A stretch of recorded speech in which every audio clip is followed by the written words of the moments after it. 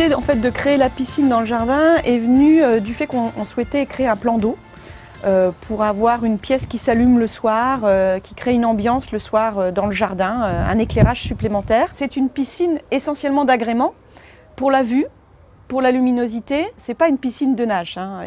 Même s'il y a la nage à contre-courant, ça reste une piscine vraiment esthétique. En tant qu'architecte d'intérieur, le problème se posait de la proportion de la piscine dans le jardin qui n'est pas très grand, c'est-à-dire que la pièce d'eau devait rester raisonnable par rapport à la surface de pelouse, de verdure dans le jardin. On a choisi des dimensions qui arrivent à moins de 10 mètres carrés, ce qui nous a évité en tout cas de déposer un permis de construire à l'époque. Elle a été faite sur mesure pour rentrer entre la terrasse existante, l'olivier existant et le bassin existant. On a également choisi la profondeur de la piscine, donc elle fait à peu près 120 cm de profondeur, ce qui permet à un enfant de pouvoir avoir pied dans cette piscine. Au niveau de l'entretien, c'est une piscine qu'il faut vérifier toutes les semaines, en période d'utilisation, voire un peu plus quand il fait très chaud. Mais l'hiver, il n'y a absolument rien à faire, c'est-à-dire qu'elle reste en eau, elle n'est pas traitée, puisqu'on est quand même dans des températures très basses, donc il n'y a pas de traitement à faire. Il n'y a absolument aucun entretien l'hiver à faire dessus. Vérifier le niveau de pH une fois par semaine et remettre des produits dedans, ce n'est pas des grosses contraintes. C'est comme quand vous passez la tondeuse dans votre jardin, c'est quand vous mettez du sel dans votre machine à laver parce qu'il n'y a plus de sel dedans. C'est la même chose. Nous, on l'a gardé trois étés complets et 3 hivers complets avec la même eau. Alors, le coût de la piscine n'est pas forcément proportionnel à la taille. C'est-à-dire qu'une piscine, ça nécessite des machines, des pompes à chaleur également, une filtration.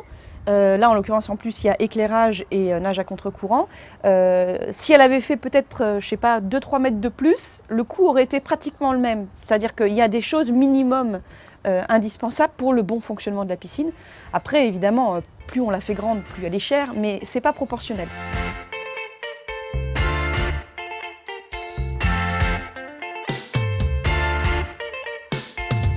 La taille du terrain ne doit pas être un frein.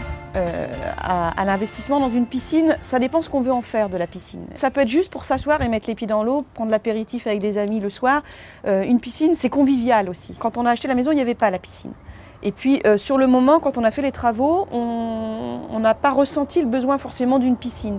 En revanche, quand on a mis la piscine, mais ça nous a changé la vie, ça a changé la perspective, c'est-à-dire que du salon, on la voit, de la cuisine, on la voit. Donc ça a agrandi complètement la perspective. Et puis c'est vrai que d'avoir un carré bleu dans son jardin, même quand il fait froid et même quand c'est pas très ensoleillé, ça apporte tout de suite une note un petit peu estivale qui est très agréable, effectivement, que ce soit la journée ou le soir d'ailleurs. On a réalisé à ce moment-là qu'elle nous avait manqué cette piscine. Voilà, c'est-à-dire c'est une fois qu'on l'a eue, on s'est dit mais pourquoi on l'a pas fait avant ?